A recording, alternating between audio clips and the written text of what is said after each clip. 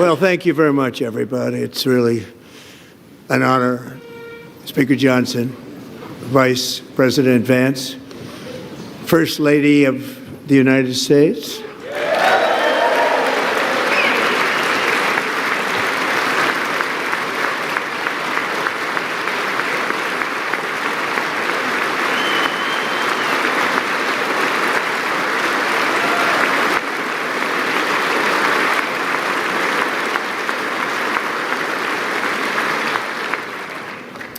Second Lady of the United States.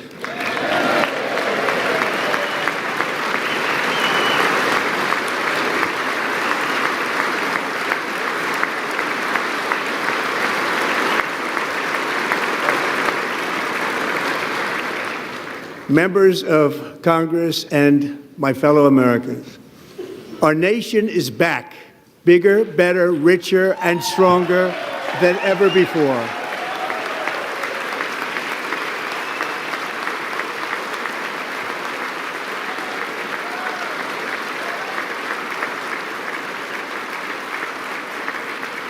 Less than 5 months from now, our country will celebrate an epic milestone in American history, the 250th anniversary of our glorious American independence. This July 4th, we will mark 2.5 centuries of liberty and triumph, progress and freedom in the most incredible and exceptional nation ever to exist on the face of the earth. And you've seen nothing yet. We're going to do better and better and better. This is the golden age of America.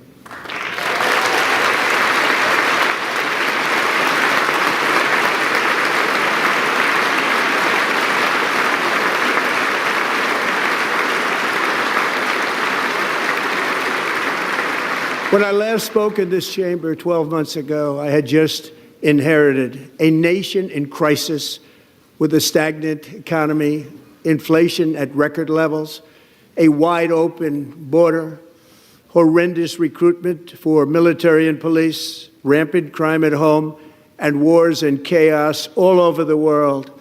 But tonight, after just 1 year, I can say with dignity and pride that we have achieved a transformation like no one has ever seen before, and a turnaround for the ages. It is indeed a turnaround for the ages.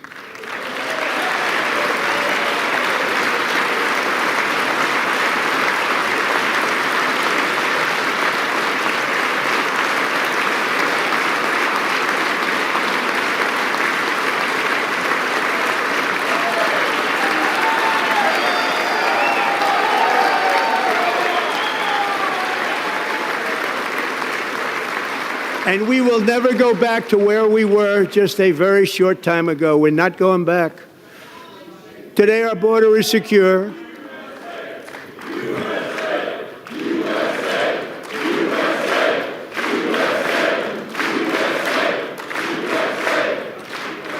Thank you. Today, our border is secure. Our spirit is restored. Inflation is plummeting. Incomes are rising fast. The roaring economy is roaring like never before, and our enemies are scared. Our military and police are stacked, and America is respected again, perhaps like never before.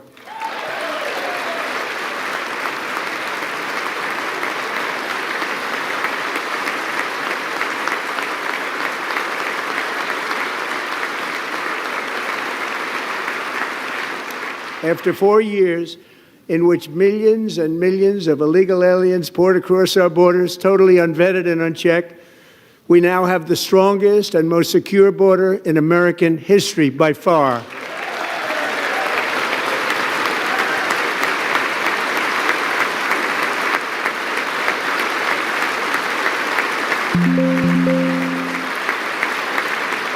In the past 9 months, 0 illegal aliens have been admitted to the United States.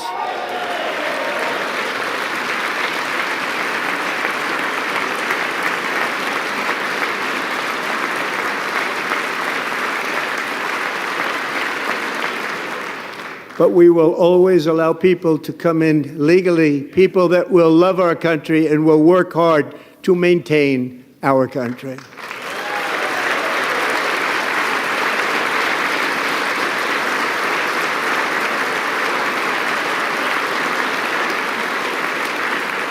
The flow of deadly fentanyl across our border is down by a record 56% in 1 year.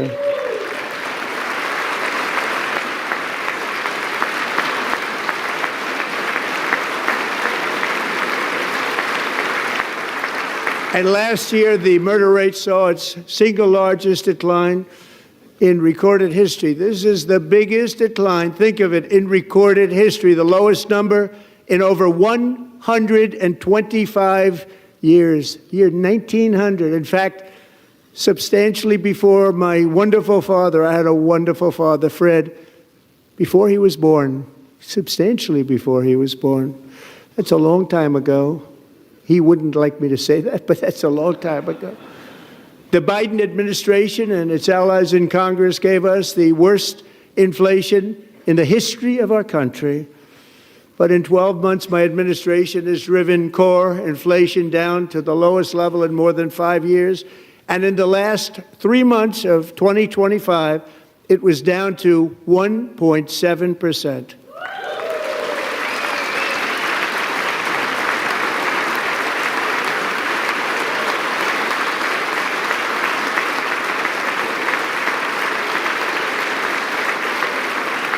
Gasoline, which reached a peak of over $6 a gallon in some states under my predecessor, it was quite honestly a disaster, is now below $2.30 a gallon in most states, and in some places, $1.99 a gallon. And when I visited the great state of Iowa just a few weeks ago, I even saw $1.85 a gallon for gasoline.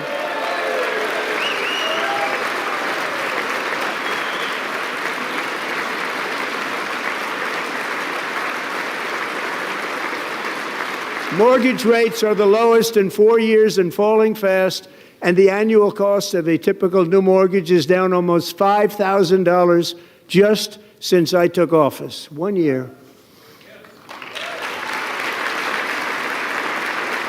And low interest rates will solve the Biden-created housing problem while at the same time protecting the values of those people who already own a house that really feel rich for the first time in their lives. We want to protect those values. We want to keep those values up. We're going to do both. And we are going to keep it that way. The stock market has set 53 all-time record highs since the election. Think of that, 1 year.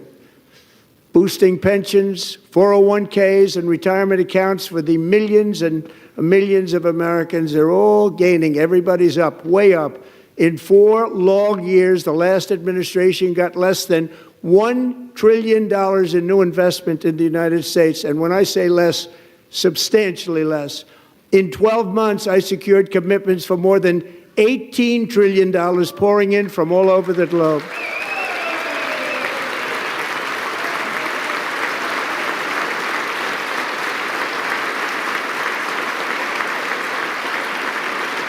Think of it, much less than $1 trillion for 4 years versus much more than $18 trillion for 1 year. What a difference a president makes.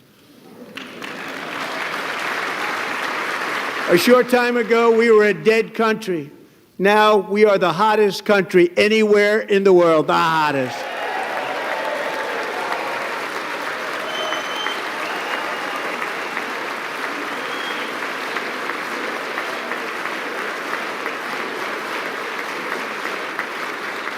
As thousands of new businesses are forming and factories, plants, and laboratories are being built, we have added 70,000 new construction jobs in just a very short period of time. It's getting bigger and bigger and stronger. Nobody can believe what they're watching. American oil production is up by more than 600,000 barrels a day, and we just received from our new friend and partner, Venezuela, more than 80 million barrels of oil.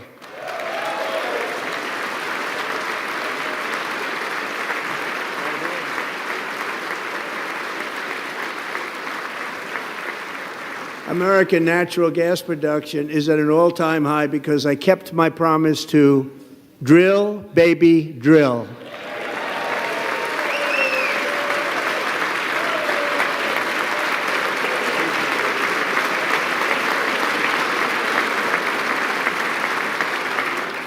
More Americans are working today than at any time in the history of our country. Think about that. Any time in the history of our country, more working today. And 100% of all jobs created under my administration have been in the private sector.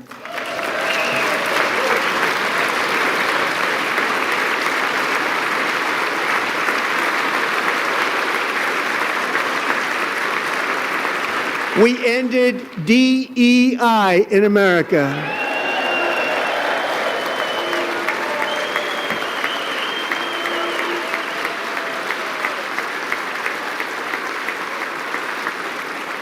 We cut a record number of job-killing regulations, and in 1 year we have lifted 2.4 million Americans, a record, off of food stamps.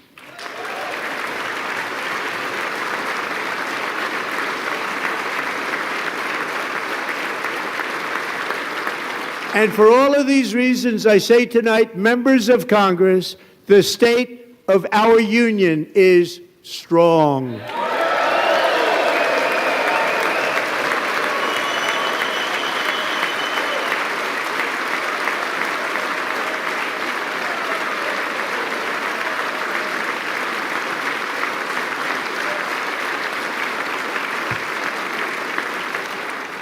Our country is winning again. In fact, we're winning so much that we really don't know what to do about it.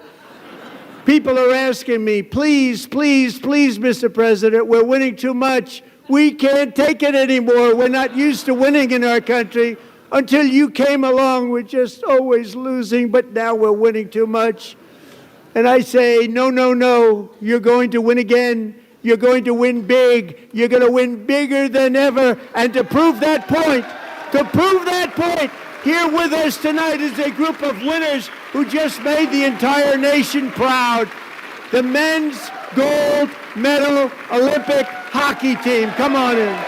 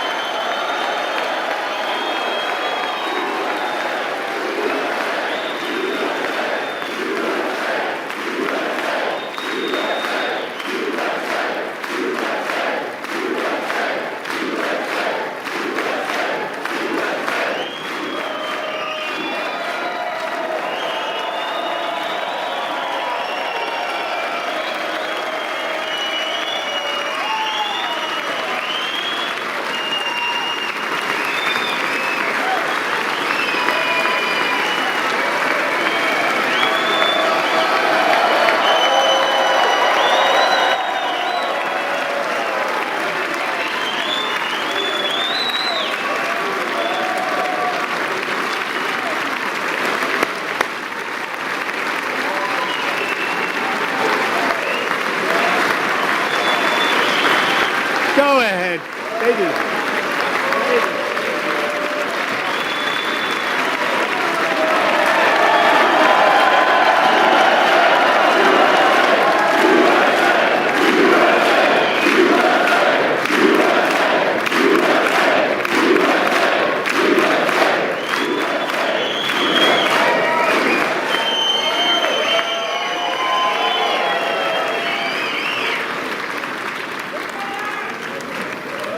That's the first time I've ever seen them get up. And actually, not all of them did get up. But they beat a fantastic Canadian team in overtime, as everybody saw, as did the American women who will soon be coming to the White House.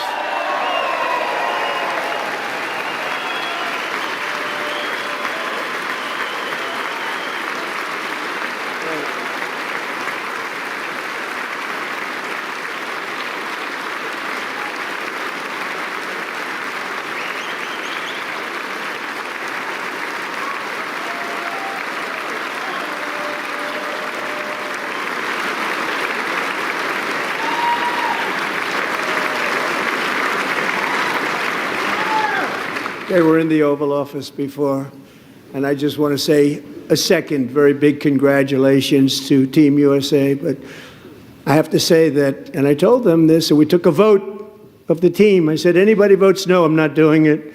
So they stood there, and they weren't about to say no, because I've never seen a goaltender play as well as goalie Connor Hellebuyck.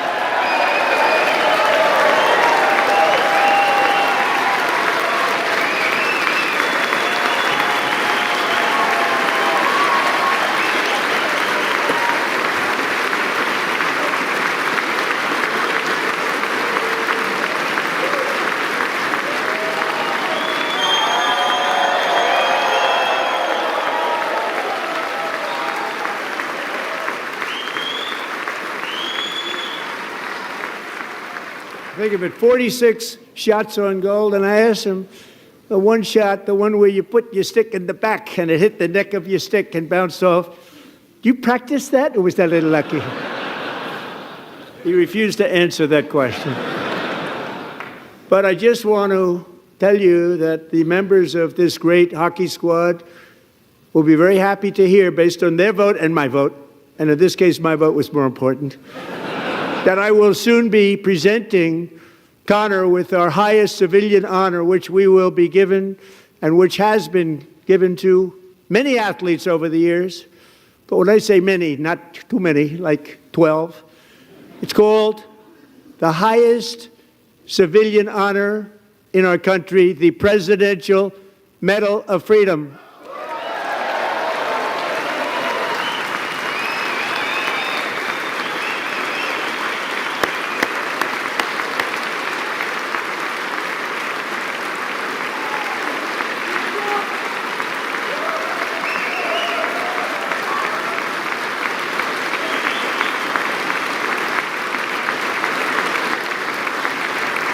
Great athletes have gotten that, very great, the best, and I thought he deserved it. And I did take a vote, every single one of them. I said, I'm not giving it if anybody goes no, and every single one of them rapidly put up their hand. So I want to thank you all. What a special job you did. What special champions you are. Thank you very much.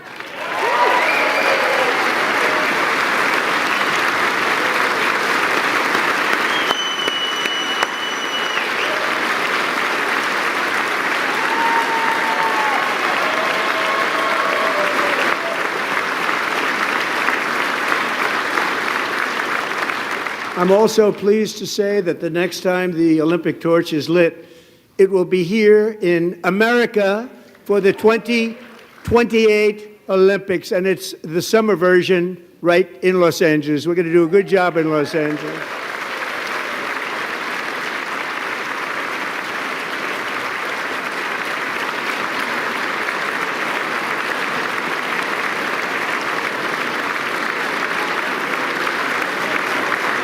And Los Angeles is going to be safe, just like Washington, D.C. is now one of the safest cities in the country.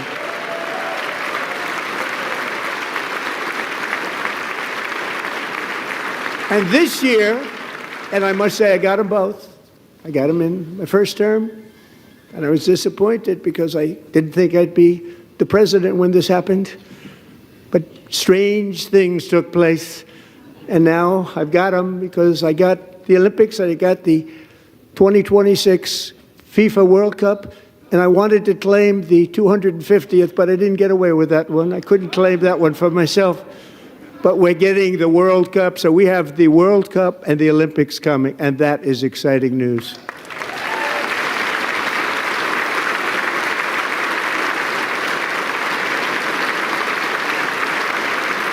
So this will be a year to celebrate our country and the heroes who have kept it free.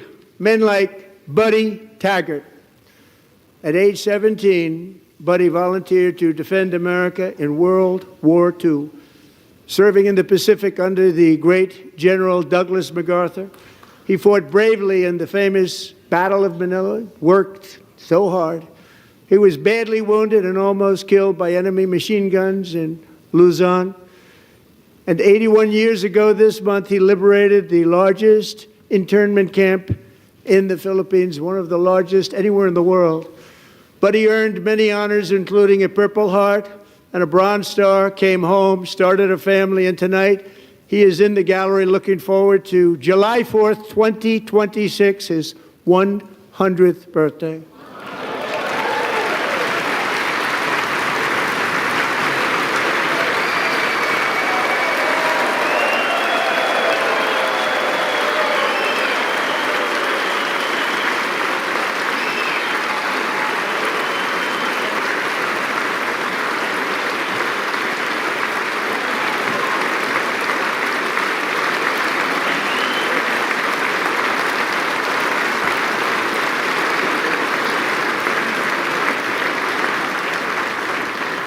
So, buddy, you're a brave man, and we salute you. Even in times of challenge, setback, and immense heartache, the spirit of 1776 has always shone through very brightly. It was July 4th of last year when floodwaters tore through a girls' summer camp in Central Texas, one of the worst things I've ever seen. I was there, rising 26 feet in the matter of minutes, tragically claiming many, many lives. You all remember that one? As the waters threatened to sweep her away, 11-year-old Millie Kate McClymont closed her eyes and prayed to God. She thought she was going to die. Those prayers were answered when Coast Guard rescue swimmer Scott Ruskin descended from a helicopter above. Nobody knew where he came from. It was Scott's first ever rescue mission, a young guy, but very brave, very, very top, always top in his class. And he lifted not just Millie Kate, but 164 others to safety.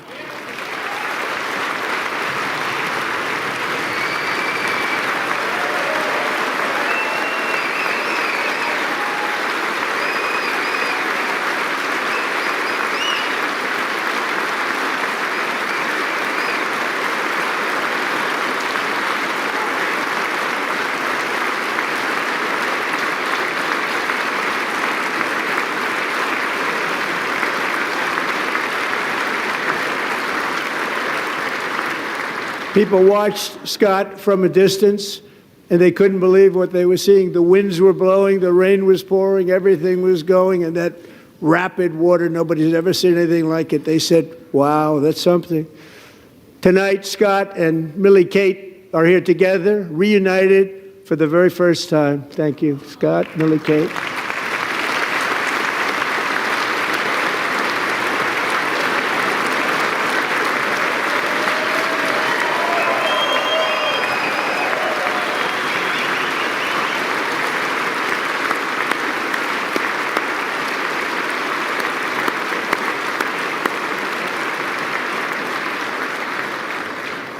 And Petty Officer Ruskin, I'm pleased to inform you that I am now awarding you the Legion of Merit for extraordinary heroism, which is what it was, extraordinary heroism. Thank you.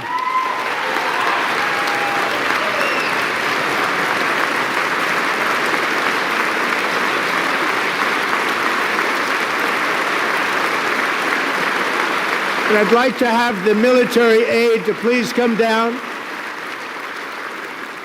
and take care of the service. Military aide, thank you very much. Take care of that very important service. Thank you very much. From 1776 to today, every generation of Americans has stepped forward to defend life, liberty, and the pursuit of happiness. And they're really doing it for the next generation. But now it's our turn. Together we're building a nation where every child has the chance to reach higher and go further, where government answers to the people, not the powerful, and where the interests of hardworking American citizens are always our first and ultimate concern. That is the debt we owe to the heroes who came before us, and that is the promise we must keep to America for our 250th year. Last year, I urged this Congress to begin the mission by passing the largest tax cuts in American history, and our Republican majorities delivered so beautifully. Thank you, Republicans.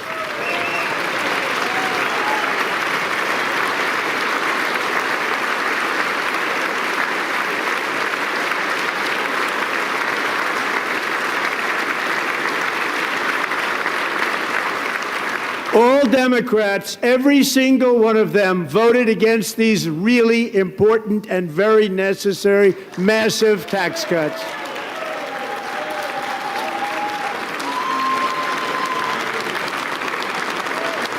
They wanted large-scale tax increases to hurt the people instead. But we held strong, and with the great, big, beautiful bill, we gave you no tax on tips, no tax on overtime, and no tax on Social Security for our great seniors.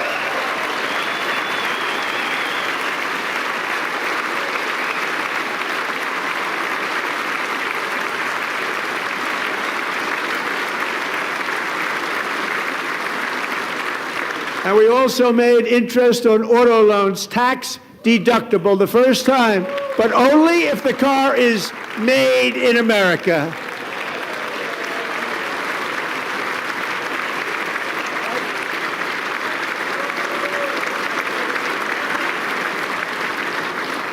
Recently in Pennsylvania, I met Megan Hemhauser, a devoted mom who's homeschools her children, beautiful, 2 children, during the day while waiting tables at night as her husband works overtime operating very heavy equipment. Megan is here this evening and she's happy to tell you that she is so much richer because with no tax on tips, no tax on overtime, and our expanded child tax credit done again by Republicans, Megan and her husband will take home more than $5,000 extra just for the year, cutting her tax bill in more than half.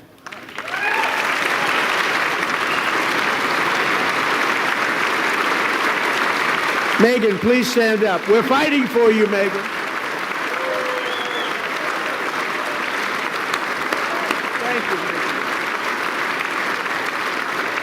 Thank you, Megan. We're fighting for you, Megan. Under our bill, parents like Megan can also activate their children's brand new Trump accounts. And I didn't name it. I did not name that.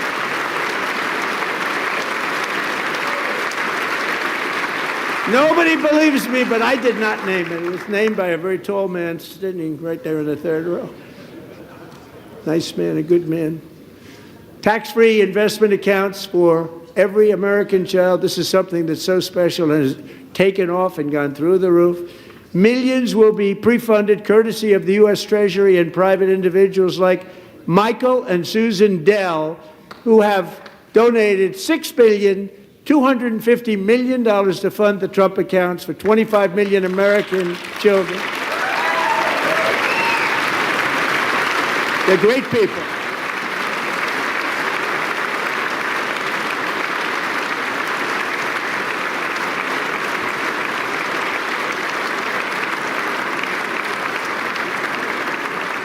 When I asked Michael Dell, how do you make all that money? He said, well, I just sat on my dorm in school and I made computers and I'd sell them to people. And I just kept selling and selling and selling. And pretty amazing story. That's called the American dream. He sold a lot of computers, a lot of those laptops. So I congratulate him on that. But I really thank him and Susan, as well as others like Brad Gerstner, a very tremendous guy. He was behind it right from the beginning. Brad Gerstner. Thank you, Brad.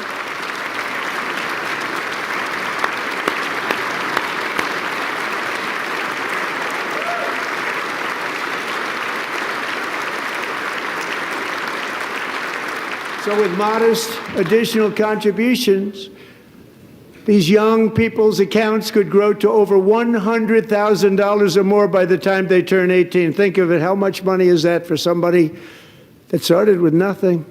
Over 100,000, could be much more than that. To make this investment in our children's future, go to trumpaccounts.gov, trumpaccounts.gov. And a lot of people are doing it. It's setting every record in the book. It's popular. They knew what it was going to take. I'm so proud of them. I'm so proud of the people that got it started. And now it's just taken off. One of the primary reasons for our country's stunning economic turnaround, the biggest in history, where the Dow Jones broke 50,000 4 years ahead of schedule, and the S&P hit 7,000, where it wasn't supposed to do it for many years, were tariffs. I used these tariffs, took in hundreds of billions of dollars to make great deals for our country, both economically and on a national security basis. Everything was working well. Countries that were ripping us off for decades are now paying us hundreds of billions of dollars. They were ripping us so badly, you all know that. Everybody knows it. Even the Democrats know it. They just don't want to say it. And yet these countries are now happy, and so are we. We made deals. The deals are all done. And they're happy. They're not making money like they used to, but we're making a lot of money. There was no inflation, tremendous growth. And the big story was how Donald Trump called the economy correctly and 22 Nobel Prize winners in economics didn't. They got it totally wrong. They got it really wrong. And then just 4 days ago, an unfortunate ruling from the United States Supreme Court. It just came down. It came down. Very unfortunate ruling. But the good news is that almost all countries and corporations want to keep the deal that they already made, right, Scott? Knowing that the legal power that I, as president, have to make a new deal could be far worse for them, and therefore they will continue to work along the same successful path that we had negotiated before the Supreme Court's unfortunate involvement. So despite the disappointing ruling, these powerful, country-saving, it's saving our country, the kind of money we're taking in, peace-protecting. Many of the wars I settled was because of the threat of tariffs. I wouldn't have been able to settle them without. Will remain in place under fully approved and tested alternative legal statutes. And they have been tested for a long time. They're a little more complex, but they're actually probably better, leading to a solution that will be even stronger than before. Congressional action will not be necessary. It's already time-tested and approved. And as time goes by, I believe the tariffs paid for by foreign countries will, like in the past, substantially replace the modern-day system of income tax, taking a great financial burden off the people that I love.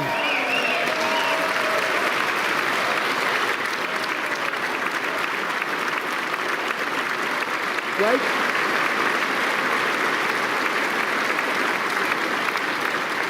Moving forward, factories, jobs, investment, and trillions of dollars will continue pouring into the United States of America because we finally have a president who puts America first. I put America first. I love America.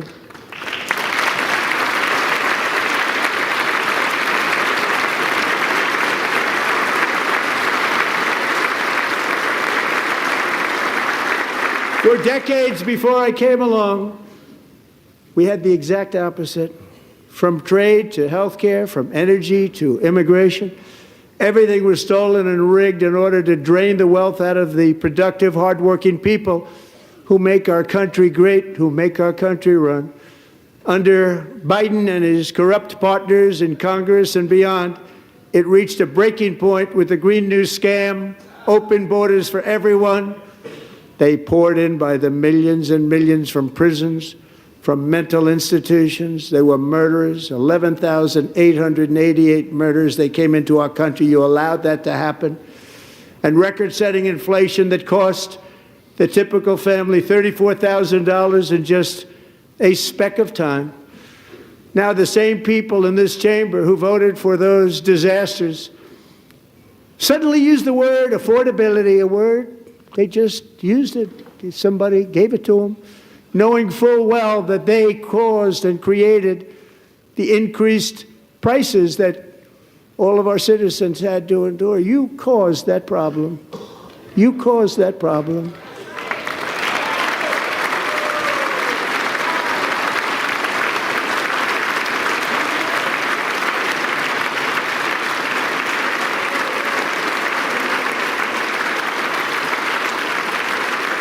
They knew their statements were a lie. They knew it. They knew their statements were a dirty, rotten lie. Their policies created the high prices. Our policies are rapidly ending them. We are doing really well. Those prices are plummeting downward.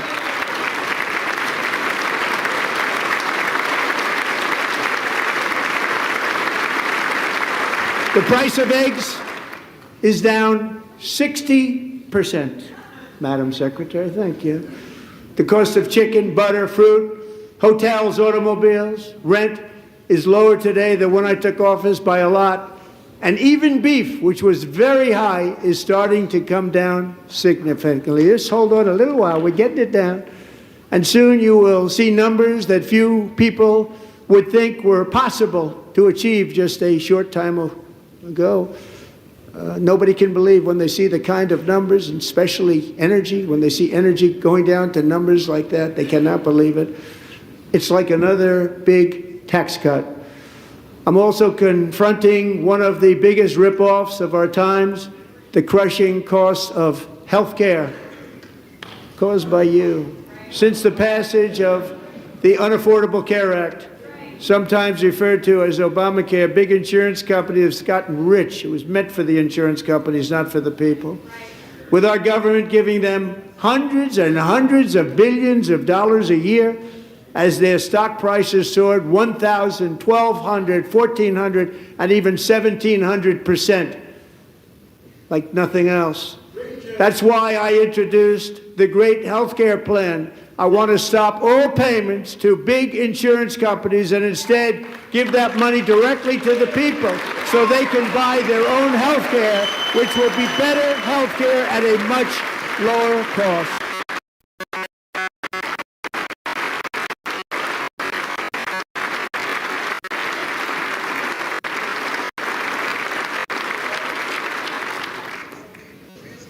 In addition, my plan requires maximum price transparency. That's a big deal. Sounds so simple, so big. And I did that in my first term, and the Democrats immediately terminated it with full knowledge that they were doing a very bad thing for the people. Costs were going to go way up, and that's what happened, and now I'm bringing them way down on health care and everything else. I'm also ending the wildly inflated cost of prescription drugs like has never happened before.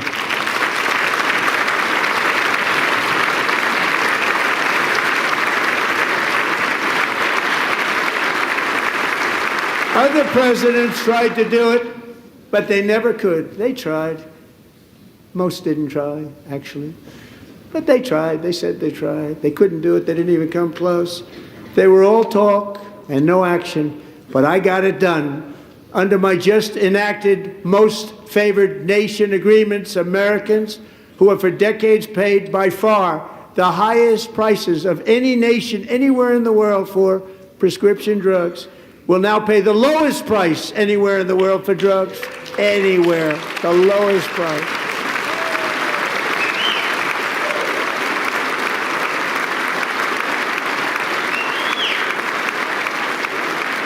So in my first year of the second term, should be my third term, but strange things happen. I took prescription drugs, a very big part of health care, from the highest price in the entire world to the lowest. That's a big achievement. The result is price differences of 300, 400, 500, 600% and more. All available right now at a new website called TrumpRx.gov. And I didn't name that one either, by the way.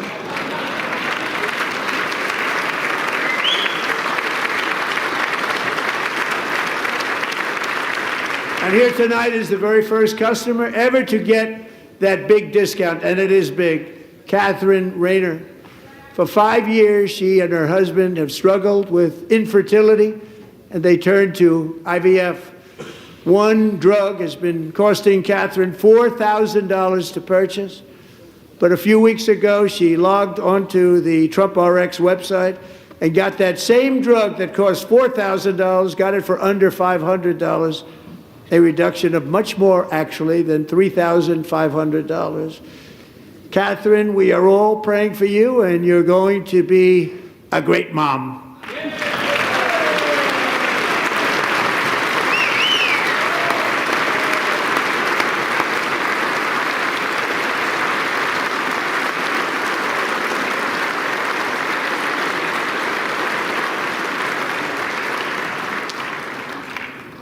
So now I'm calling on Congress to codify my most favored nation program into law. Now, the one thing, I'm not sure it matters because it's going to be very hard for somebody that comes along after me to say, let's raise drug prices by 700 or 800%.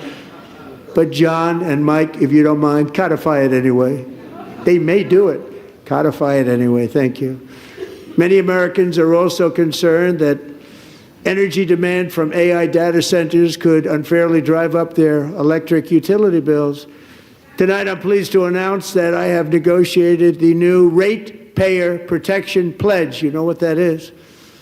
We're telling the major tech companies that they have the obligation to provide for their own power needs. They can build their own power plants as part of their factory so that no one's prices will go up. And in many cases, prices of electricity will go down for the community, and very substantially down. This is a unique strategy never used in this country before. We have an old grid. It could never handle the kind of numbers, the amount of electricity that's needed. So I'm telling them they can build their own plant. They're going to produce their own electricity. It will ensure the company's ability to get electricity while at the same time lowering prices of electricity for you, and could be very substantial for all of you cities and towns. You're going to see some good things happen over the next number of years. Another pillar of the American dream that has been under attack is home ownership. With us tonight is Rachel Wiggins, a mom of two from Houston.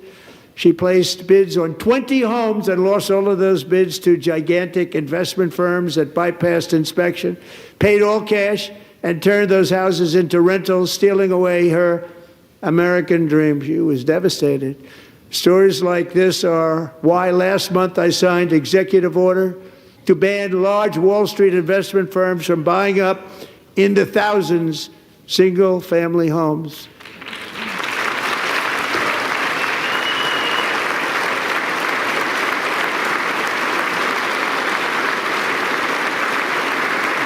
And now I'm asking Congress to make that ban permanent, because homes for people, really, that's what we want. We want homes for people, not for corporations. Corporations are doing just fine. Rachel, thank you very much. Good luck with your home. You'll get one soon.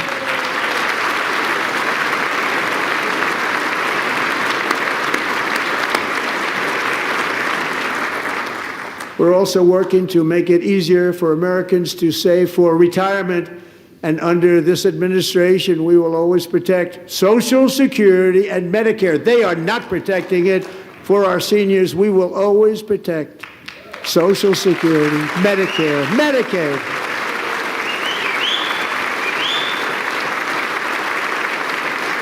Since I took office, the typical 401k balance is up by at least $30,000. That's a lot of money. We have millions and millions of people, because the stock market has done so well, setting all those records. Your 401ks are way up. Yet half of all of working Americans still do not have access to a retirement plan with matching contributions from an employer.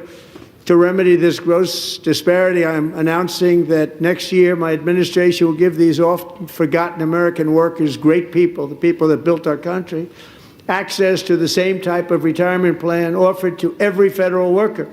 We will match your contribution with up to $1,000 each year. As we ensure that all Americans can profit from a rising stock market, let's also ensure that members of Congress cannot corruptly profit from using insider information.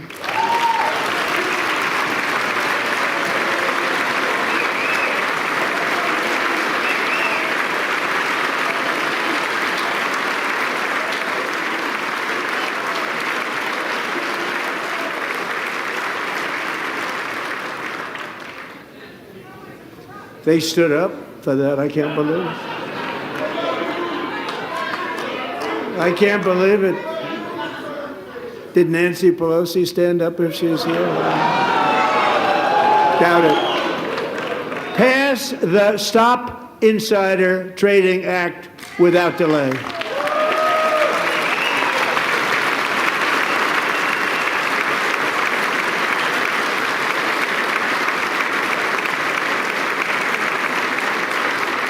I wasn't sure if anybody even on this side was going to applaud for that. I'm very impressed. Thank you. I'm very impressed. But when it comes to the corruption that is plundering, it's plundering America. There's been no more stunning example than Minnesota, where members of the Somali community have pillaged an estimated $19 billion from the American taxpayer. Oh, we have all the information. And in actuality, the number is much higher than that. And California, Massachusetts, Maine, and many other states are even worse. This is the kind of corruption that shreds the fabric of a nation, and we are working on it like you wouldn't believe. So tonight, although started 4 months ago, I am officially announcing the war on fraud to be led by our great Vice President J.D. Vance.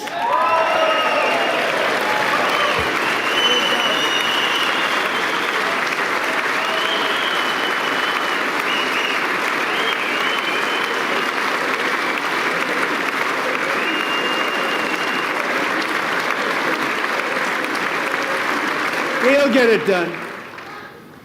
And if we're able to find enough of that fraud, we will actually have a balanced budget overnight. It'll go very quickly.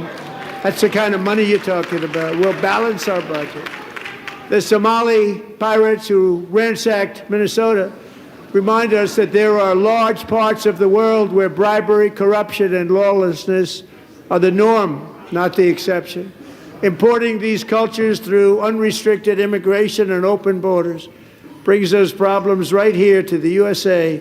And it is the American people who pay the price in higher medical bills, car insurance rates, rent, taxes, and perhaps most importantly, crime. We will take care of this problem. We're going to take care of this problem. We are not playing games. Delilah.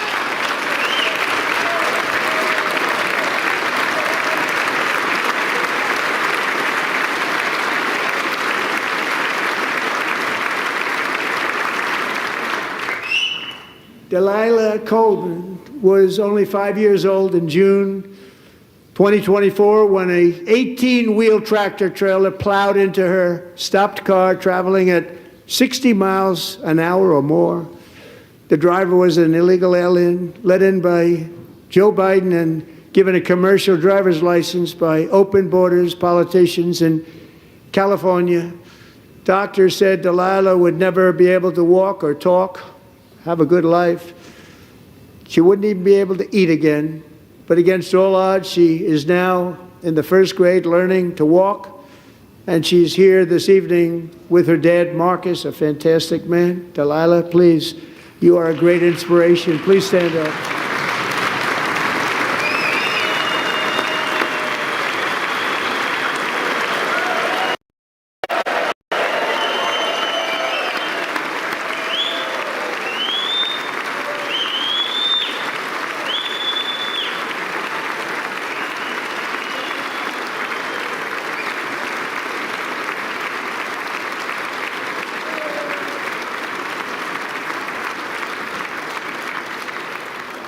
Thank you, Delilah. Many, if not most, illegal aliens do not speak English and cannot read even the most basic road signs as to direction, speed, danger, or location. That's why tonight I'm calling on Congress to pass what we will call the Delilah Law, barring any state from granting commercial driver's licenses to illegal aliens.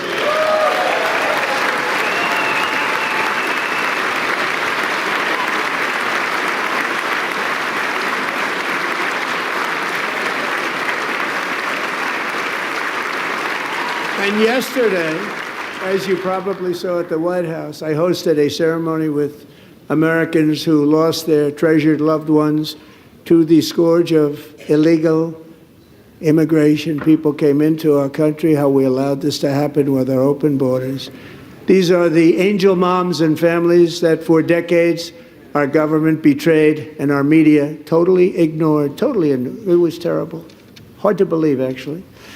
In 2023, a 16-year-old high school cheerleader named Elizabeth Medina was supposed to perform in her town's Christmas parade, but she never arrived. Her mother, Jacqueline, went home to look for her, and she found her lying dead in a bathtub, bleeding profusely after being stabbed 25 times. Elizabeth's killer was a previously arrested illegal alien who had broken in and brutally extinguished the brightest light in her family's life, violently and viciously. Her heartbroken mother is in the gallery to remind everyone in this chamber exactly why we are deporting illegal alien criminals to our country at record numbers, and we're getting them the hell out of here fast. We don't want them.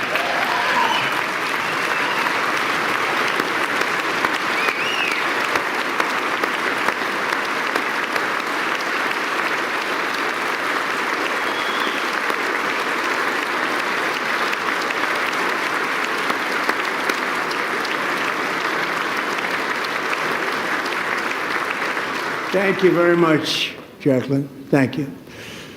We can never forget that many in this room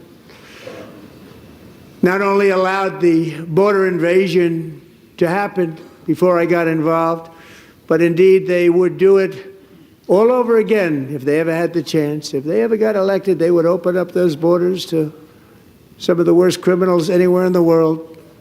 The only thing standing between Americans and a wide open border right now is President Donald J. Trump and our great Republican patriots in Congress. Thank you. Thank you.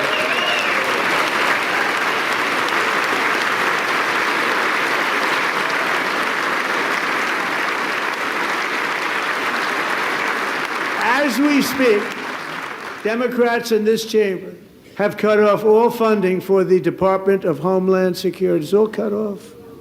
It's all cut off. They have instituted another Democrat shutdown, the first one costing us 2 points on GDP. 2 points we lost on GDP, which probably made them quite happy, actually. Now they have closed the agency responsible for protecting Americans from terrorists and murderers.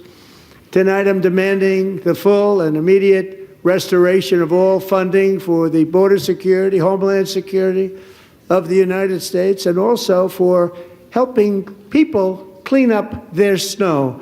We have no money because of the Democrats, and it would be nice, we'd love to give you a hand at cleaning it up, but you gave no money. Nobody's getting paid. It's a shame. So you have to think about it. We have, in case you didn't know, a pretty large snowstorm out there. One of the great things about the State of the Union is how it gives Americans the chance to see clearly what their representatives really believe. So tonight I'm inviting every legislator to join with my administration in reaffirming a fundamental principle. If you agree with this statement, then stand up and show your support. The first duty of the American government is to protect American citizens, not illegal aliens.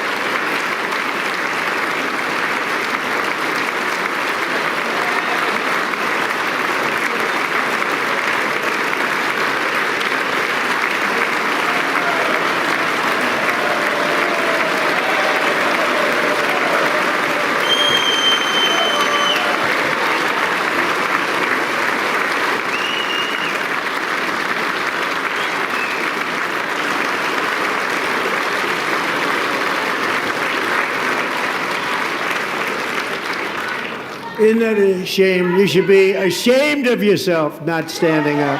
You should be ashamed of yourself. That is why I'm also asking you to end deadly sanctuary cities that protect the criminals and enact serious penalties for public officials who block the removal of criminal aliens. In many cases, drug lords, murderers all over our country, they're blocking the removal of these people out of our country, and you should be ashamed of yourself.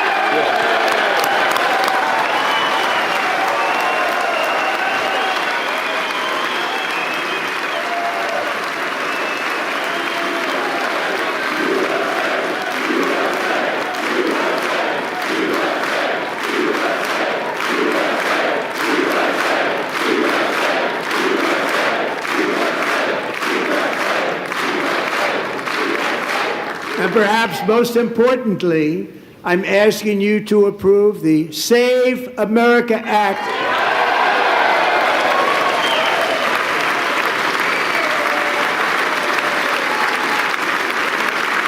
To stop illegal aliens and others who are unpermitted persons from voting in our sacred American elections. That cheating is rampant in our elections. It's rampant.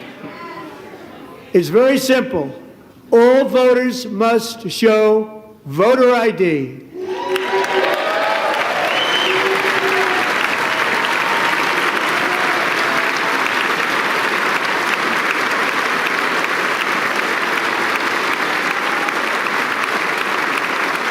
All voters must show proof of citizenship in order to vote.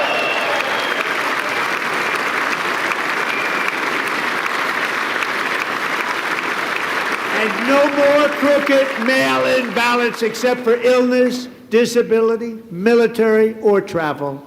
None. And this should be an easy one. And by the way, it's polling at 89%, including Democrats. 89%.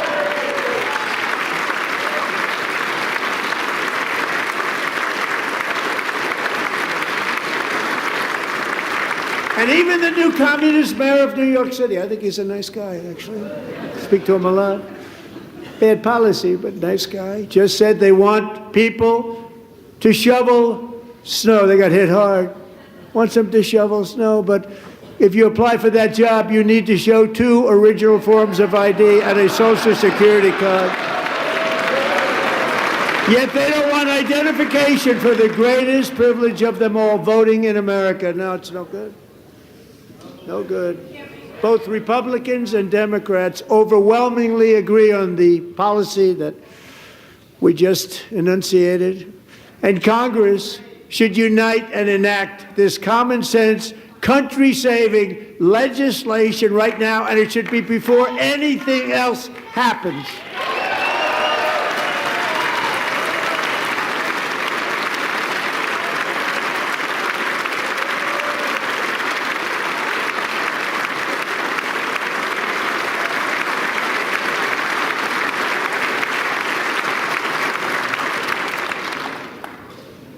And the reason they don't want to do it, why would anybody not want voter ID? One reason, because they want to cheat. There's only one reason. They make up all excuses. They say it's racist. They come up with things. You almost say, what imagination they have. They want to cheat. They have cheated. And their policy is so bad that the only way they can get elected is to cheat. And we're going to stop it. We have to stop it, John.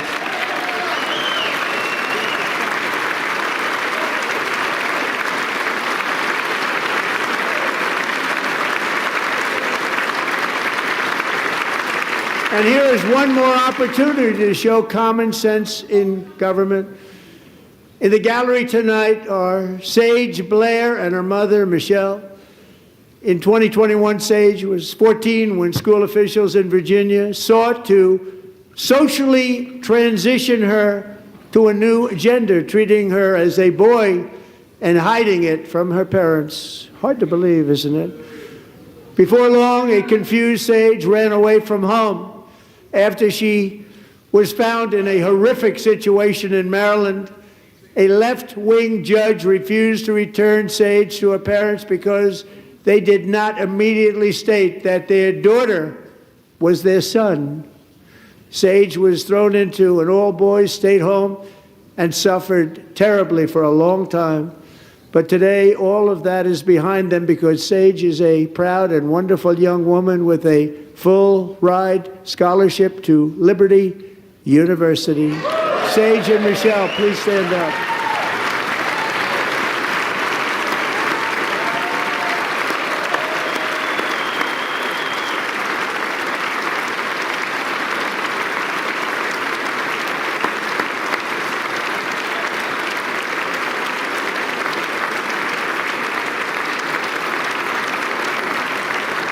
And thank you for your great bravery. And who can believe that we're even speaking about things like this?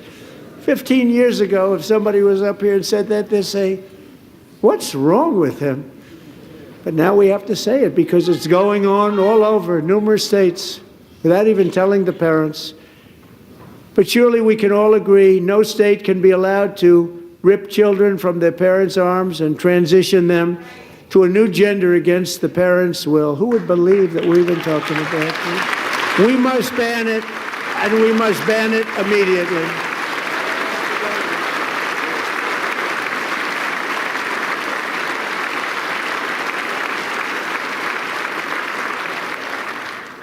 Look, nobody stands up. These people are crazy, I'm telling you. They're crazy.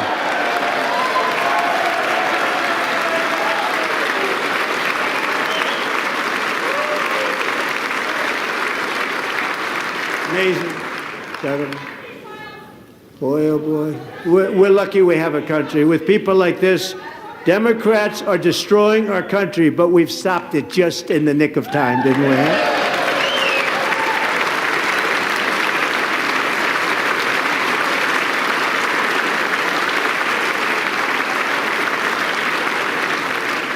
No one cares more about protecting America's youth than our wonderful First Lady, now a movie star. She's a movie star. Can you believe it?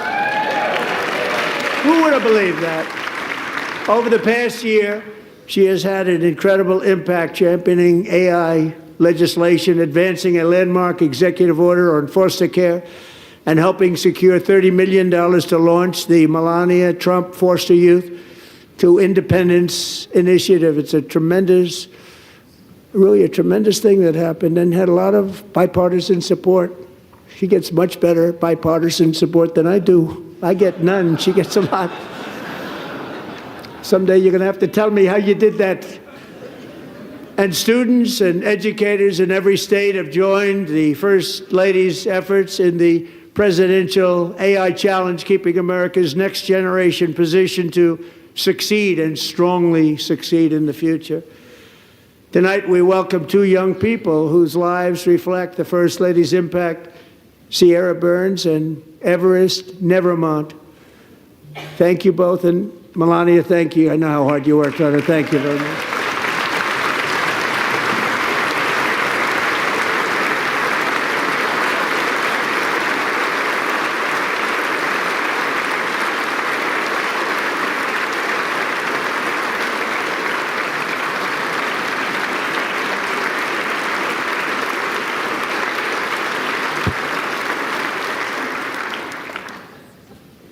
I'm very proud to say that during my time in office, both the first 4 years and in particular this last year, there has been a tremendous renewal in religion, faith, Christianity, and belief in God.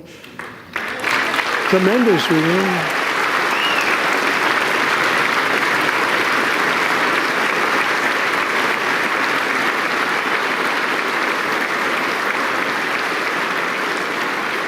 This is especially true among young people, and a big part of that had to do with my great friend, Charlie Kirk, a great guy, great man.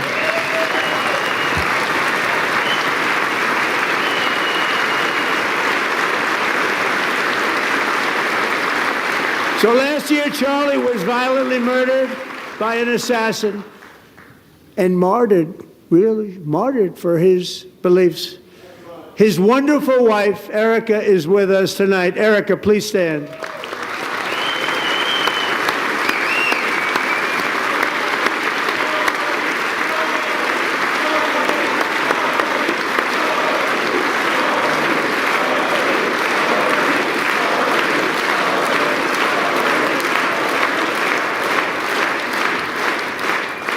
Thank you, Erica.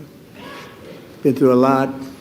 In Charlie's memory, we must all come together to reaffirm that America is one nation under God, and we must totally reject political violence of any kind.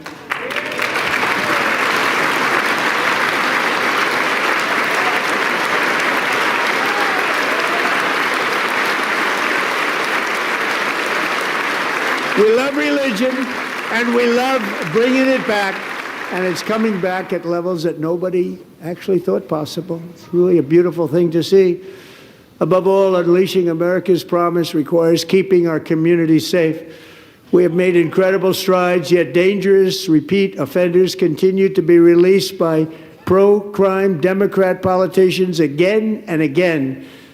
We are honored to be joined tonight by a woman who's been through hell, Anya Zarutska.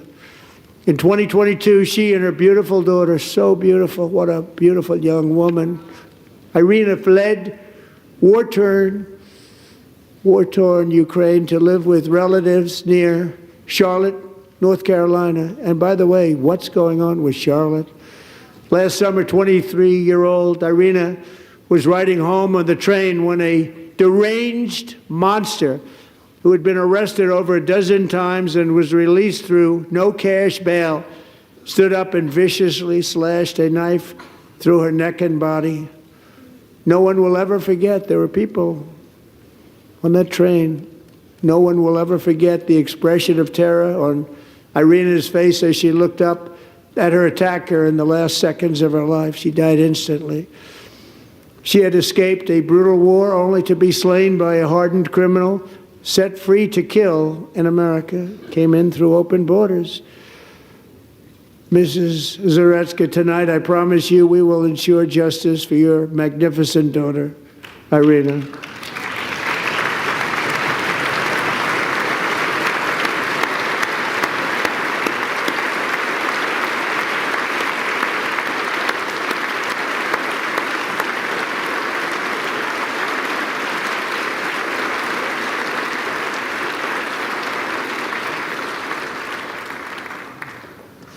How do you not stand?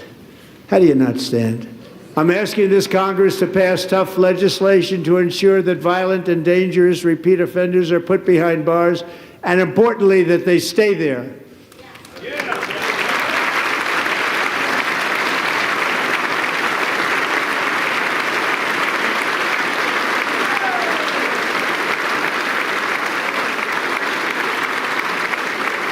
Starting last summer, I deployed our National Guard and federal law enforcement to restore law and order to our most dangerous cities, including Memphis, Tennessee, big success, New Orleans, Louisiana, big success, and our nation's capital itself, Washington, D.C., where we have almost no crime anymore in Washington, D.C. How did that happen?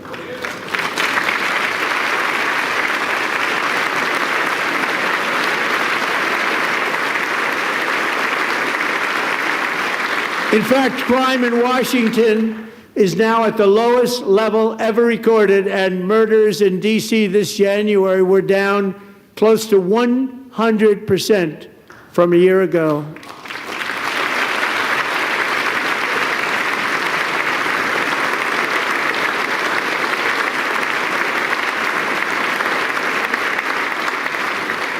They don't like to hear that. One of the sick people, one of the brave service members who helped achieve this stunning turnaround was 20-year-old West Virginia Army National Guard Specialist Sarah Beckstrom. After a 4-month deployment, she voluntarily extended her service, and her rank was going to be lifted. She was doing so well. They were so proud of her. But the very next day, she was on patrol near the White House when she was ambushed and shot in the head by a terrorist monster from Afghanistan. Shouldn't have been in our country. And all because she wore the uniform of our nation. She was shot. He traveled here because he didn't like people wearing our uniform. He was sick and deranged. Shouldn't have been in our country. Sarah Beckstrom died in order to defend our capital, and we are honored to be joined by her wonderful parents, Gary and Eva Lee. Your daughter was a true American patriot, and she will be greatly missed. She was a great person. I saw reports on her. They've never seen anything like it.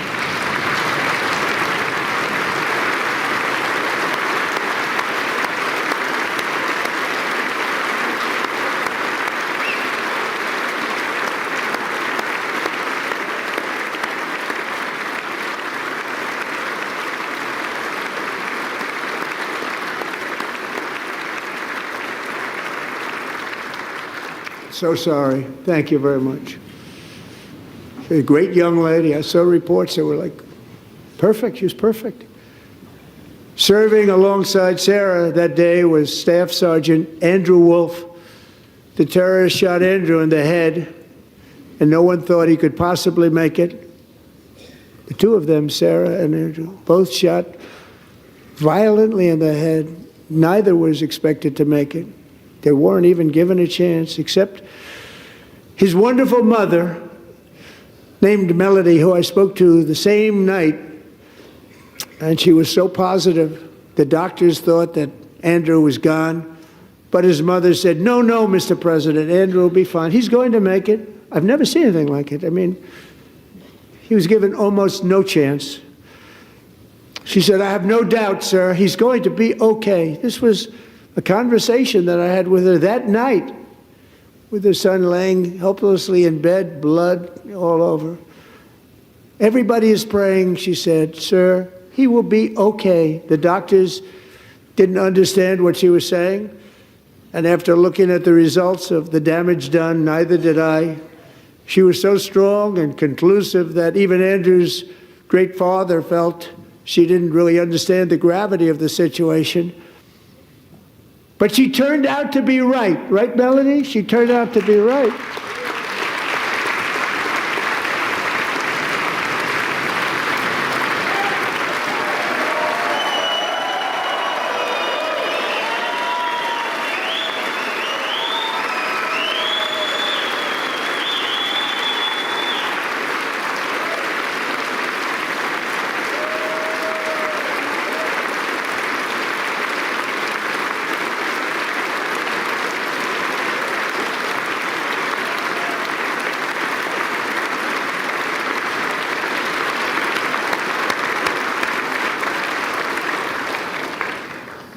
Amazing, actually. I said, where does this woman come from? She's the most positive person I've ever met. With God's help, Andrew has battled back from the edge of death, and we're talking about the edge of death, on his way to a miraculous recovery. He's got a little work to do, but he's doing great. Nice to see you. He's a good-looking guy. Nice to see you. Thanks, Andrew. Thank you very much.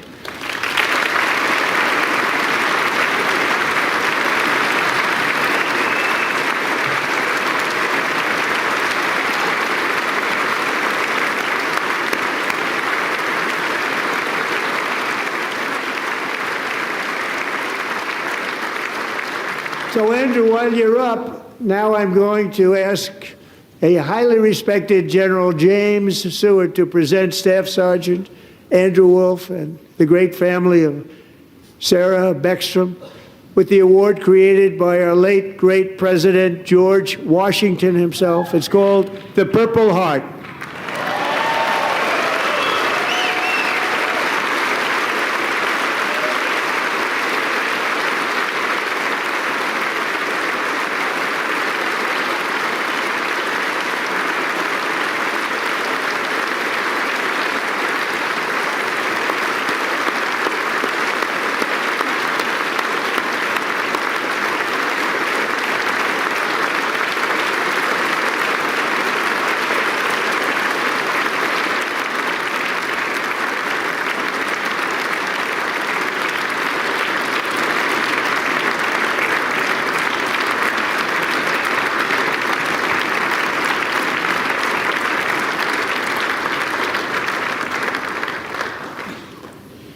We love you all. Love you. We're proudly restoring safety for Americans at home, and we are also restoring security for Americans abroad. Our country has never been stronger. My first 10 months, I ended 8 wars, including Cambodia. Isn't it funny? Sick people. Cambodia and Thailand, Pakistan and India. Would have been a nuclear war. 35 million people said the Prime Minister of Pakistan would have died if it were not for my involvement. Kosovo and Serbia, Israel and Iran, Egypt and Ethiopia, Armenia and Azerbaijan, the Congo and Rwanda, and of course the war in Gaza, which proceeds at a very low level. It's just about there. And I want to thank Steve Witkoff and Jared Kushner for your help. Thank you, Steve. Thank you, Jared.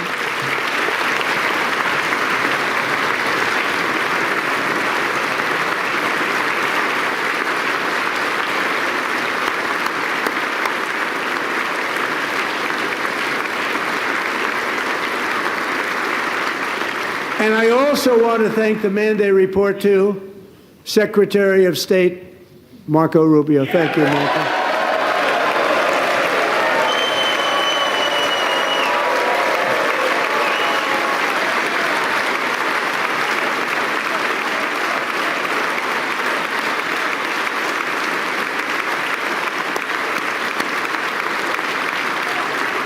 People don't like you.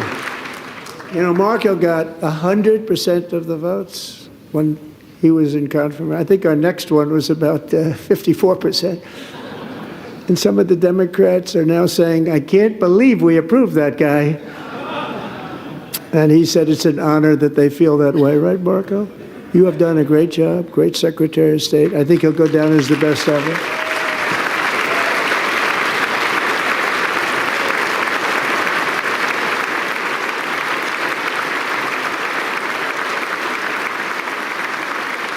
Under the ceasefire I negotiated, every single hostage, both living and dead, has been returned home. Can you believe that?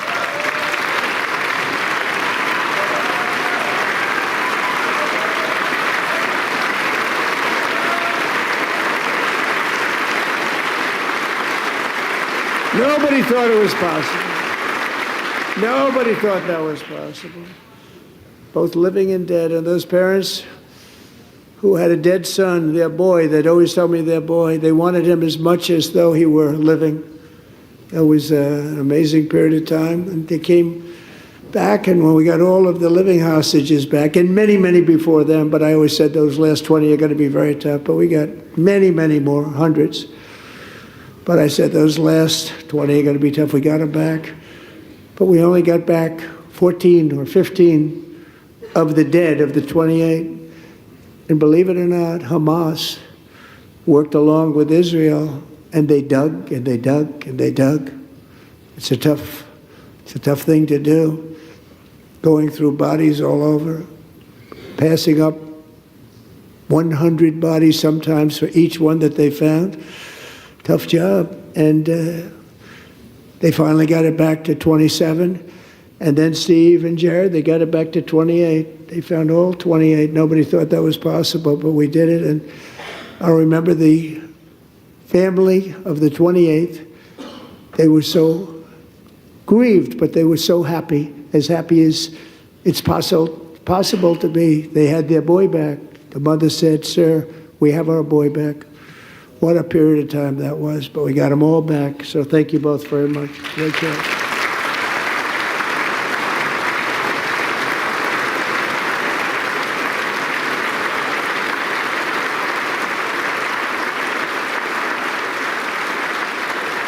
And we're working very hard to end the ninth war, the killing and slaughter between Russia and Ukraine, where 25,000 soldiers are dying each and every month. Think of that, 25,000 soldiers are dying a month.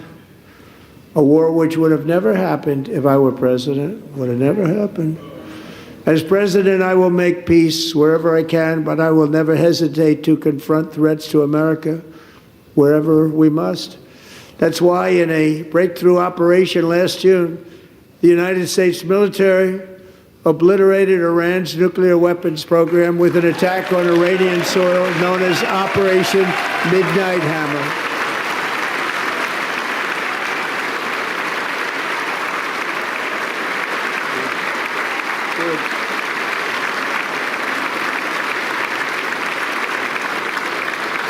For decades, it had been the policy of the United States never to allow Iran to obtain a nuclear weapon.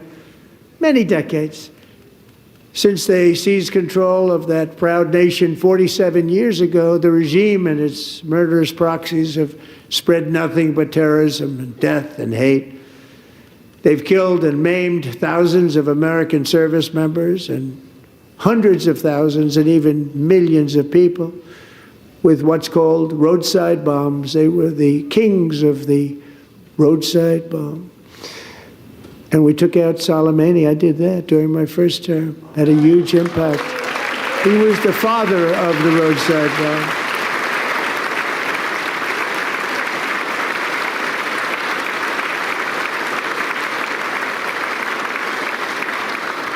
And just over the last couple of months with the protests, they've killed at least, it looks like 32,000 protesters, 32,000 protesters in their own country.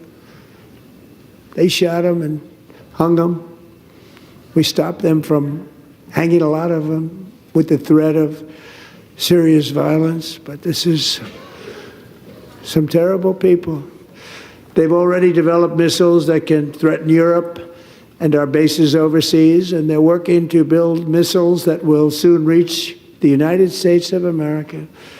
After Midnight Hammer, they were warned to make no future attempts to rebuild their weapons program, and in particular, nuclear weapons. Yet they continue, starting it all over. We wiped it out, and they want to start all over again, and are at this moment again pursuing their sinister ambitions. We are in negotiations with them. They want to make a deal, but we haven't heard those secret words. We will never have a nuclear weapon. My preference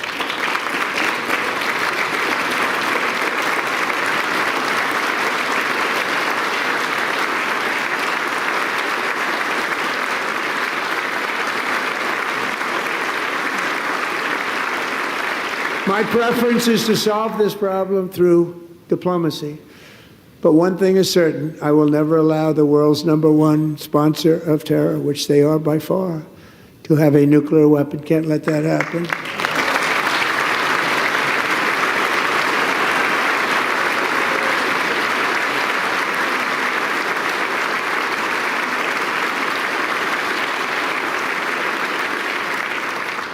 And no nation should ever doubt America's resolve. We have the most powerful military on earth. I rebuilt the military in my first term. We're going to continue to do so. Also, we just approved a $1 trillion budget. We have no choice. We have to be strong, because hopefully we will seldom have to use this great power that we built together. It's really called Peace Through Strength, and it's been very, very effective.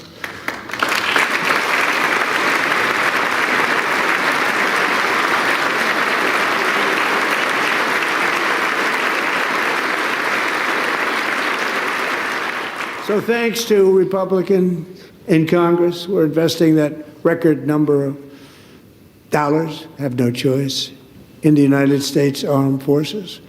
Also creating a lot of jobs, but we're not even doing it for that reason. Because as I said, we have more jobs, more people working today than ever before in the history of our country. And NATO countries are friends and allies. They are. They're our friends and they're our allies. Have just agreed, at my very strong request, to pay 5% of GDP for military defense rather than the 2%, which they weren't paying. We were paying for almost all of NATO. Now they're paying 5 as opposed to not paying 4.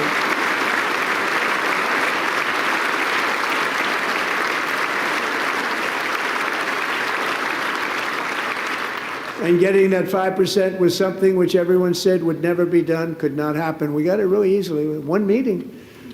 And big difference between 2% that's not paid. We were paying the freight of many of them. Very few were paid up. Now 5%, then they're paid. And everything we send over to Ukraine is sent through NATO, and they pay us in full. They pay us totally in full. Every branch of our armed forces is setting records for recruitment. This is so exciting. And every service member recently.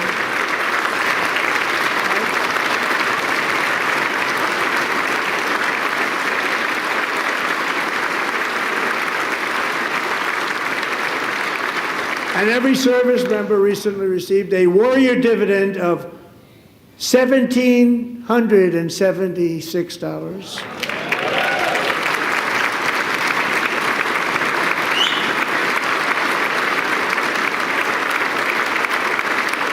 You know, they put it on my desk. We got the money from tariffs and other things, a lot of money we have. We have much more money than people understand. Have to rebuild that program a little bit, but it won't take long. But we got the money, and it was $1,775, and they wanted my approval. And I said, what's the number? $1,775. I said, wait a minute, for one more dollar, we can have $1,776. It's going to... I said, we're going to figure that. I never asked anybody if we could afford it. One more dollar, I said $1,776. And I said, that's good. And I'll tell you what, our military, that was 4 months ago, our military, I never see a person in the military that doesn't thank me for it, so we're honored to do it. They deserve it. And we call it 1776. It was great. And we love our military. We love our law enforcement. We love our firemen. You know, the firemen don't get mentioned enough. We love our firemen. We're also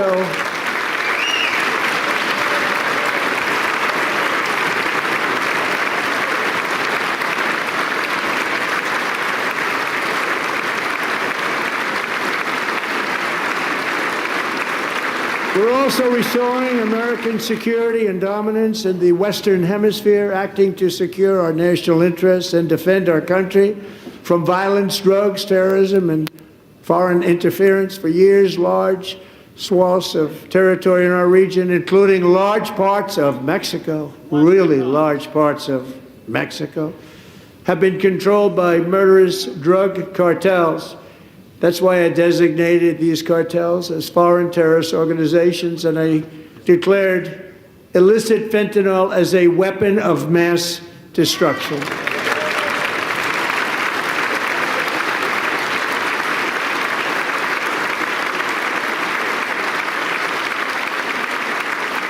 And with our new military campaign, we have stopped record amounts of drugs coming into our country and virtually stopped it completely coming in by water or sea. You probably noticed that.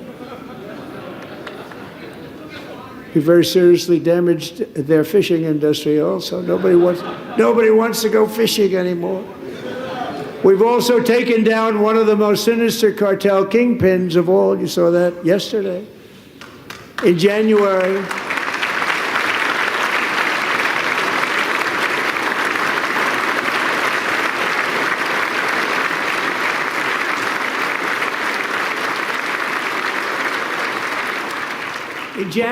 elite American warriors carried out one of the most complex, spectacular feats of military competence and power in world history. No one's seen anything like it. Foreign leaders, I won't tell you who, called me and they said, very impressive, very good. They couldn't believe, they all watched, they saw what happened. This is a different fighting force that we had years ago when we fought to tie. You know, it's a great fighting force. I'm so proud of it. Look at Space Force. Space Force is my baby, because we did that.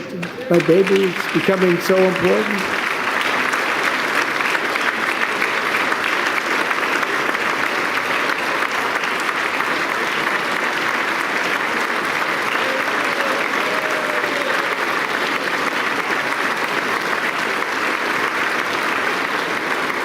And America's armed forces overwhelmed all defenses and utterly defeated an enemy, good fighters, to end the reign of outlaw dictator Nicolas Maduro and bring him to face American justice.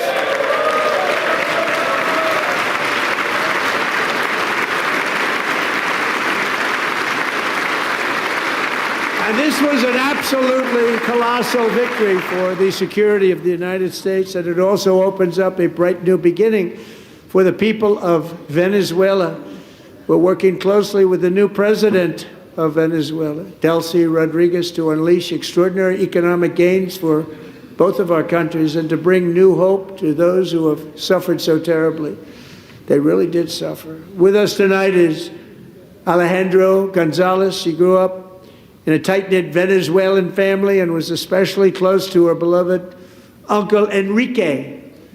But after Enrique ran for office and opposed Maduro, he was kidnapped by Maduro's security forces and thrown into the regime's really infamous prison in Caracas. Alejandro feared she would never see her uncle again. She feared for her own life also. But since the raid, we have worked with the new leadership, and they have ordered the closure of that vile prison and released hundreds of political prisoners already, with more to come. Alejandra, I'm pleased to inform you that not only has your uncle been released, but he is here tonight. We brought him over to celebrate his freedom with you in person. Enrique, please come down.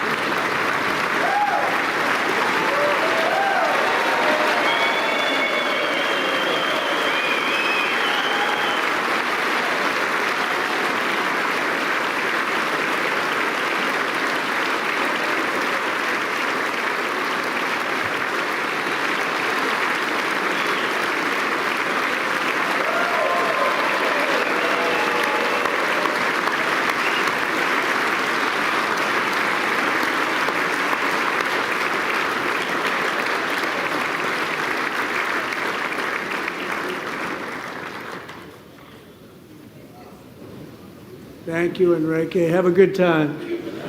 Nice to have you back, Enrique.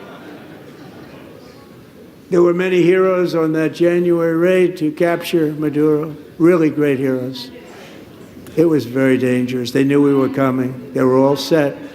But the deeds of one warrior that night will live forever in the eternal chronicles of military valor.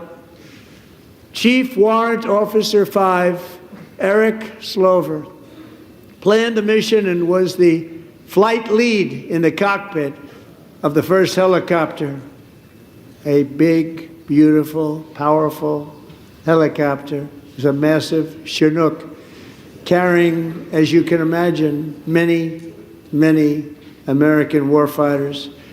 Wearing the dog tags, his wife Amy had blessed with holy water before he left. She knew it was going to be a rough one. Eric steered the Chinook under the cover of night and descended swiftly upon Maduro's heavily protected military fortress. This was a major military installation, protected by thousands of soldiers and guarded by Russian and Chinese military technology. How did that work out? Not too good? While preparing to land, enemy machine guns fired from every angle, and Eric was hit very badly in the leg and hip, one bullet after another. He absorbed 4 agonizing shots, shredding his leg into numerous pieces. And yet, despite the fact that the use of his legs was vital to successful helicopter flight, legs are the most important part of flying a helicopter, to deliver the many commandos who would capture and detain Maduro was the only thing Eric was thinking about. Then, even as he was gushing blood, which was flowing back down the aisle, helicopter lands at a steep angle. The machine gun stood right in front of him. They were right in front of him, 2 machine gunners who escaped the wrath of the previous planes. Eric maneuvered his helicopter with all of those lives and souls to face the enemy and let his gunners eliminate the threat. Turned the helicopter around so the gunners could take care of business, saving the lives of his fellow warriors from what could have been a catastrophic crash deep in enemy territory. Only after safely landing the helicopter with all the warriors aboard in the exact right spot, which was vital to the mission, we probably would have had to maybe cancel the mission if that didn't happen. Eric told his co-pilot, also wounded but not as gravely, to take over. I'm about ready to pass out. The success of the entire mission and the lives of his fellow warriors hinge on Eric's ability to take searing pain. It was unbelievable what's happened to his legs of the bullets, and keep on flying and landing, and people knew what was happening. Everybody in the back of the helicopter knew because they saw the blood pouring down the aisle. Chief Warrant Officer Slover is still recovering from his serious wounds, but I'm thrilled to say that he is here tonight with his wife Amy, Eric, and Amy, come on in.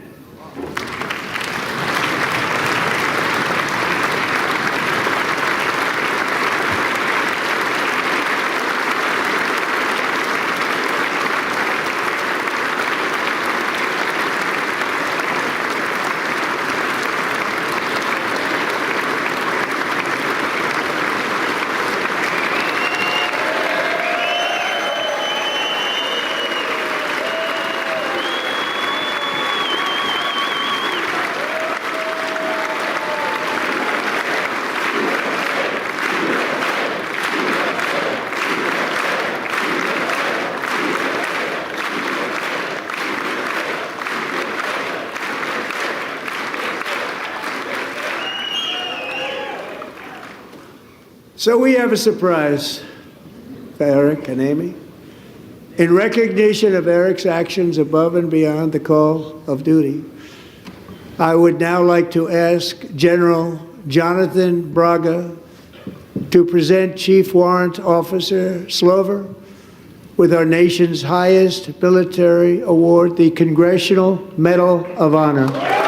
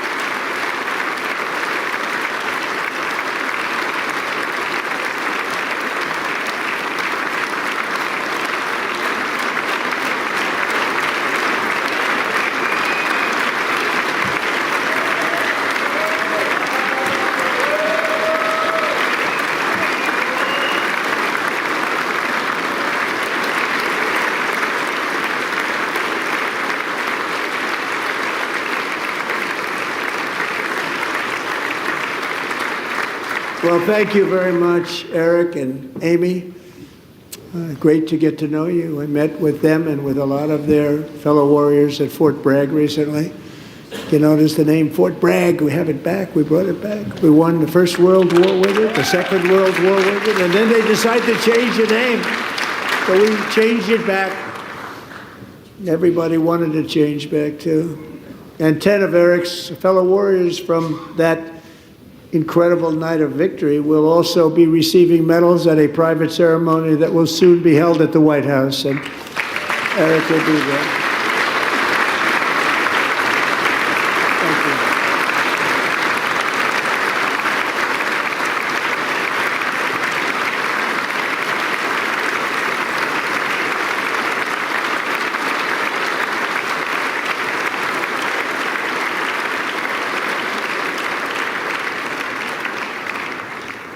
Thank you, Eric. That's a big one. Tonight we've celebrated many truly extraordinary American patriots, but there is one last living legend to honor before we go. He is one more heroic American aviator, Navy fighter pilot. Royce Williams served in World War II, Korea, Vietnam, flying more than 220 missions. In the skies over Korea in 1952, Royce was in the dogfight of a lifetime, legendary dogfight. Flying through blizzard conditions, his squadron was ambushed by 7 Soviet fighter planes. It was his first aerial combat of the war, and despite being massively outnumbered and outgunned, Royce led the takedown of 4 enemy jets and almost destroyed the others, vanquishing his adversaries while taking 263 bullets to his own plane and being seriously hurt.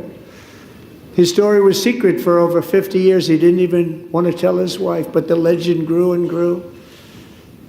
But tonight, at 100 years old, this brave Navy captain is finally getting the recognition he deserves. He was a legend long before this evening.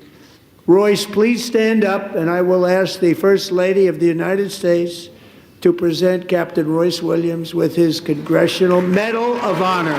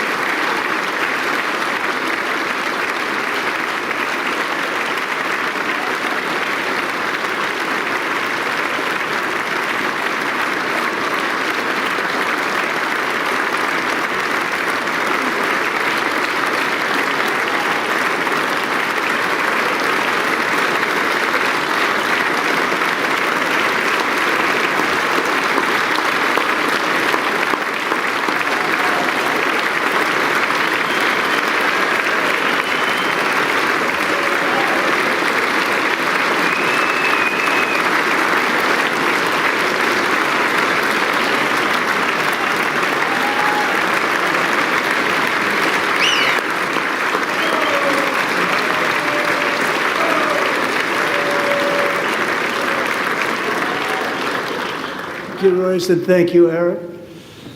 I've always wanted the Congressional Medal of Honor, but I was informed I'm not allowed to give it to myself, and I wouldn't know why I'd be taking it, but if they ever open up that law, I will be there with you someday. But you know, that's our highest honor, Congressional Medal of Honor, and that's a big thing, and it's an honor to be in the same room with you. Thank you both very much, Eric. Thank you.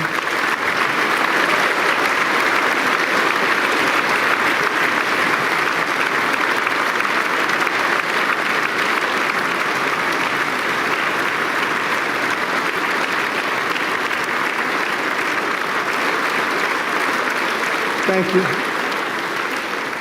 250 years is a long time in the life of a nation, but in another sense, it's really a mere moment in the eye of history. Two of the gentlemen we met in the gallery this evening took their first breaths 1 century ago, 100 years before that, on July 4th, 1826, the author of the Declaration of Independence, brilliant, Thomas Jefferson, drew his last breath. Just a single long human lifespan separates the giants who declared and won our independence from the heroes who stand among us tonight. Everything our nation has done, everything we have achieved, has been the work of those few great lifetimes. In those brief chapters, Americans built this nation from 13 humble colonies into the pinnacle of human civilization and human freedom, the strongest, wealthiest, most powerful, most successful nation in all of history. Americans ventured out across the daunting and dangerous continent. We carved paths through an unforgiving wilderness, settled a boundless frontier, and tamed the beautiful but very, very dangerous Wild West. From empty marshes and wide open plains, we raised up the world's greatest cities. Together, we mastered the world's mightiest industries and shattered history's monstrous tyrannies. And we liberated millions from the chains of fascism, communism, oppression, and terror. Americans lifted humanity into the skies on the wings of aluminum and steel. And then we launched mankind into the stars on rockets powered by sheer American will and unyielding American pride. We wired the globe with our ingenuity. We captivated the planet with American culture. And now we are pioneering the next great American breakthroughs that will change the entire world. All of this and so much more is the enduring legacy, unmatched glory of the hardworking patriots who built and defended this country and who still carry the hopes and freedoms on all of humanity's backs. For years they were forgotten, betrayed, and cast aside, but that great betrayal is over and they will never be forgotten again, because when the world needs courage, daring, vision, and inspiration, it is still turning to America. And when God needs a nation to work his miracles, he knows exactly who to ask. There is no challenge Americans cannot overcome, no frontier too vast for us to conquer, no dream too bold for us to chase, no horizon too distant for us to claim. For our destiny is written by the hand of providence, and these first 250 years were just the beginning. From the rugged border towns of Texas to the heartland villages of Michigan, from the sun-kissed shores of Florida to the endless fields of the Dakotas, and from the historic streets of Philadelphia to right here in our nation's capital, Washington, D.C., the golden age of America is upon us. The revolution that began in 1776 has not ended.